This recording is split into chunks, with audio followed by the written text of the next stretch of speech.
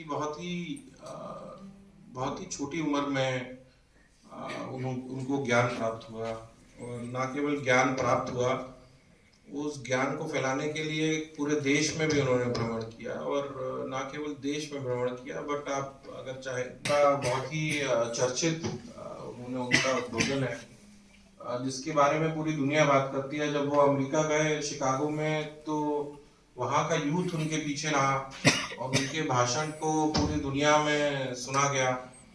मुझे लगता है उस इंसान तो क्या पत्थर भी पूजे जाते हैं। इस धरती पर मैंने जन्म लिया, क्या सोच के मैं इतराती हूँ। भारत की रहने वाली हूँ, विकसित भारत की बात सुनाती हूँ, विकसित भारत की बात सुनाती हूँ।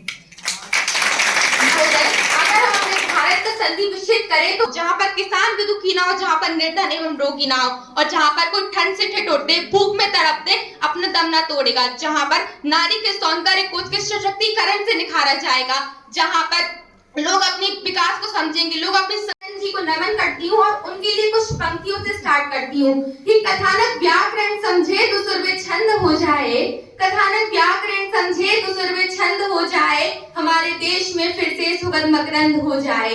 मेरे दाता मेरे ईश्वर ईश्वर ये बेटी मांगती तुझसे, युवा पीढ़ी संभल करके विवेकानंद हो जाए, विवेकानंद हो जाए।